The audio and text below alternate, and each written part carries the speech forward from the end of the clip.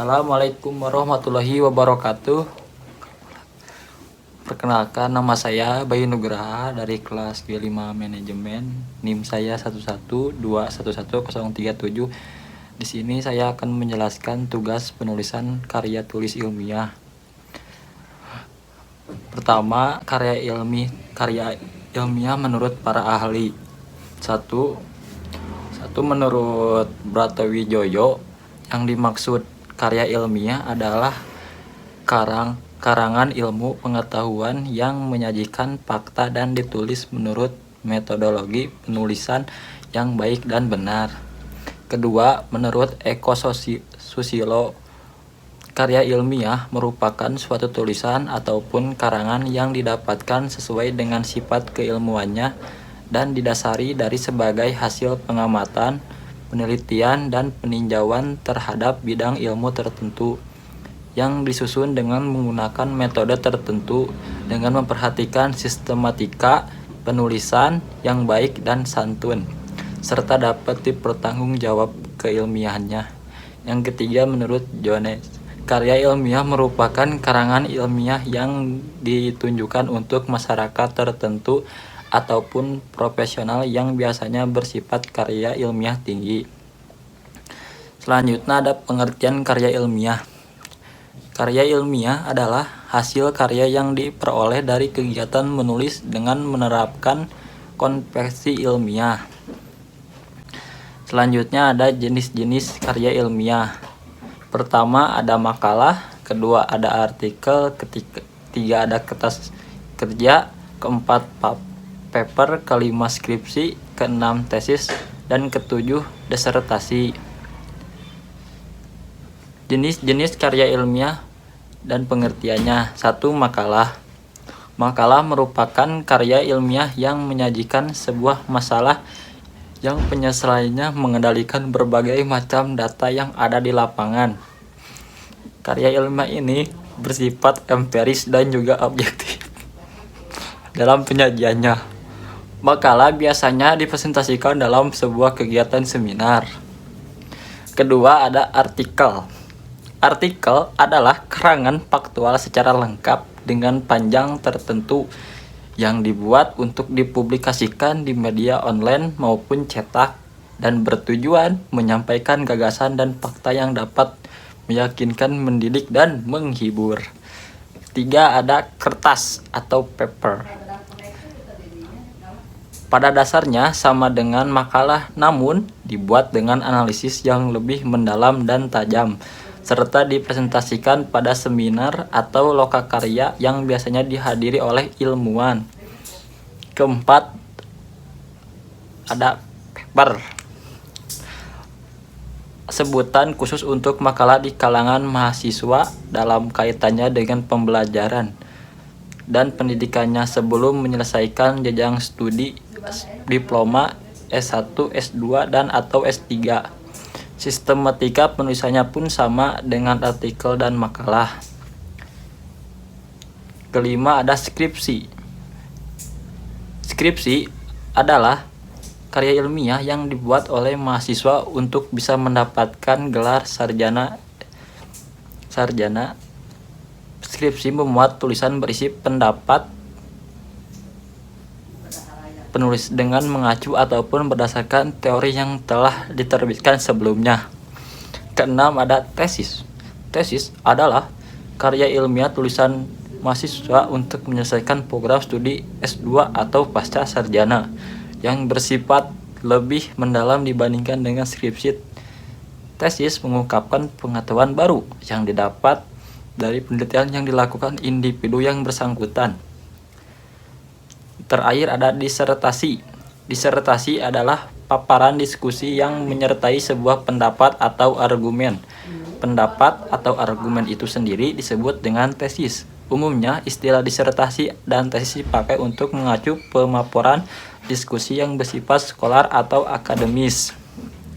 Selanjutnya ada ciri-ciri karya ilmiah. 1. Ada reproduktif. 2. Tidak ambigu. 3. Harus objektif dan hindari kesan emotif. 4. Menggunakan bahasa yang baku dan memperhatikan cara penulisan yang tepat. 5. Menggunakan kaidah keilmuan. Dan terakhir, berkohesi dan menggunakan kalimat yang efektif. Selanjutnya ada hal-hal yang perlu diperhatikan saat membuat karya ilmiah. 1. Memilih topik penelitian. 2. Menentukan objek tujuan. 3. Mengumpulkan bahan. 4. Melakukan survei lapangan. 5. Membuat hipotesis. 6. Melakukan penelitian berdasarkan metode yang direncanakan. 7. Mengumpulkan data hasil penelitian. 8. Menganalisis dan menginterpretasi data penelitian. Dan terakhir, merumuskan kesimpulan. 2. Teknik penulisan karya ilmiah. 1. Bahan dan kertas ukuran. Bahan kertas berukuran A4 2 x 1 29,7 cm. Jenis kertasnya HPS 8 dengan berat 80 gram. Pengetikan. 1. Menggunakan software pengolah kata dengan platform Windows seperti Microsoft Word, Excel, dan lain-lain. 2. Jenis huruf yang digunakan adalah Times New Roman dengan ukuran 12 kecuali untuk 1. Halaman judul sampul atau luar hardcover dan halaman judul dalam softcover yang menggunakan huruf tegak kecuali istilah asing dan dicetak tebal bold dengan ukuran font mulai 12 sampai 16 disesuaikan dengan paling judul lihat lampiran. 2. Ada catatan kaki atau footnote yang menggunakan font ukuran 10. Ada huruf tebal bold digunakan untuk judul dan subjudul. Subbab, sub-subbab memberi penekanan perbedaan dan sejenisnya. Terakhir ada huruf miring atau italik digunakan untuk istilah dalam bahasa asing atau bahasa daerah, memberi penekanannya perbedaan termasuk perbedaan subjudul yang hierarkinya tidak singkat dan sejenisnya. Judul subbab dibuat dengan mengombinasikan huruf miring dan huruf tebal italik bold atau bold italik. Judul subbab dan seterusnya dibuat dengan huruf miring biasa. Batas tepi. Selanjutnya ada batas tepi atau margin. Tepi atas dengan ukuran 4 cm, tepi bawahnya 3 cm, tepi kirinya 4 cm, dan tepi kanannya 3 cm. Setelah ketukan indensi selebar 1 meter, indensi tab dipakai pada baris pertama alinea baru. Indensi gantung digunakan untuk daftar pustaka. Selanjutnya ada spasi. Dalam penulisan karya ilmiah terdapat beberapa ketentuan mengenai spasi atau jarak baris penulisan di antaranya. 1. Spasi atau jarak baris penulisan karya ilmiah adalah 2 spasi. Beberapa perguruan tinggi menentukan jarak baris penulisan atau spasi adalah spasi. Kedua, spasi atau jarak baris penulisan untuk kutipan langsung, judul gambar, judul tabel, daftar pustaka adalah berjarak 1 spasi ke bawah. 3. Ada spasi atau jarak baris penulisan untuk daftar isi, daftar tabel, daftar gambar, daftar lampiran, serta daftar istilah adalah bergerak 1 spasi dengan jeda 1 baris untuk setiap bagiannya. Selanjutnya ada penomoran. 1. Angka Romawi kecil dan digunakan untuk penomoran halaman pada bagian awal karya ilmiah seperti halaman judul hingga abstraksi. Kedua, ada angka Arab digunakan untuk penomoran halaman setiap halaman pada halaman yang memuat judul bab. Penomoran halaman ditulis pada bagian kanan bawah, sedangkan pada setiap halaman di setiap bab penomoran halaman ditulis pada bagian kanan atas. Ketiga, ada penulisan halaman berjarak 3 cm dari tepi kanan dan cm dari tepi atas atau tepi bawah.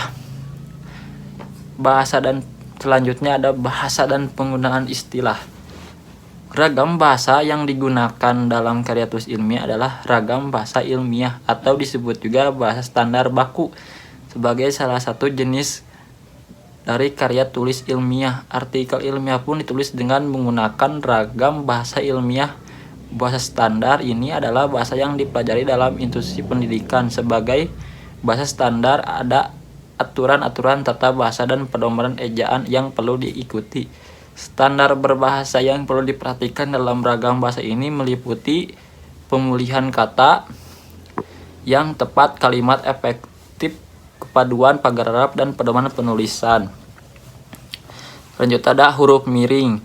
Dalam cetakan dipakai untuk menuliskan nama ilmiah atau ungkapan asing kecuali yang telah disesuaikan ejaannya. Hal ini menunjukkan bahwa penggunaannya kata atau ungkapan asing dalam artikel ataupun karya tulis lainnya diperbolehkan. Namun, apabila kata atau ungkapan yang digunakan tersebut belum banyak digunakan, ada baiknya diberikan penjelasan, dengan begitu pembaca tidak bingung. Selanjutnya ada bentuk kalimat. Kalimat dalam tulisan karya ilmiah hendaknya disajikan dalam bentuk pasif. Dalam artian kalimat dalam karya ilmiah tidak boleh disajikan dalam perspektif orang pertama seperti saya, aku, dan lain-lain. Pada bagian ucapan terima kasih atau pengantar atau kata saya diganti dengan kata penulis. Selanjutnya ada penulis kata pengantar. Setiap karya ilmiah selalu didahului dengan kata pengantar atau prakarta atau ucapan terima kasih dalam penulisan karya ilmiah. Kedua, kata pengantar ditulis dengan menggunakan spasi 1,5. Judul kata pengantar ditulis dengan menggunakan huruf besar atau huruf kapital, ditebalkan dan ditempatkan di tengah. 4.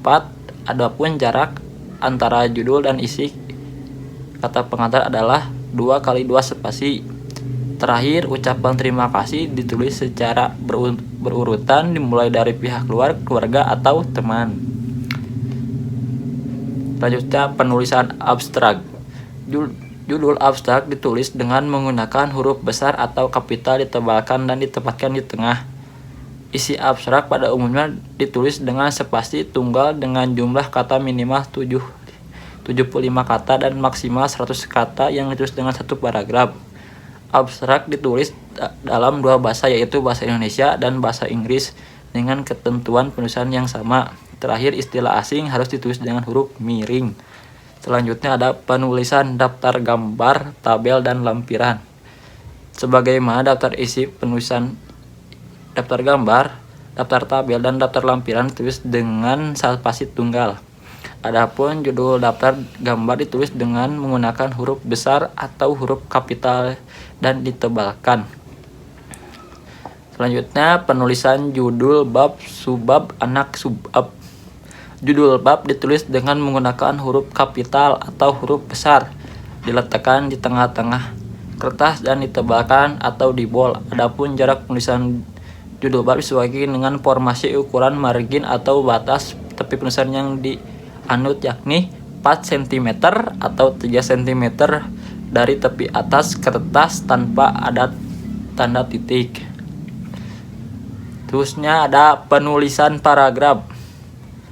Penulisan paragraf yang letaknya tepat di bawah judul bab, judul subbab, atau judul anak subbab ditulis rata kiri, sedangkan paragraf baru berikutnya ditulis mendorong ke dalam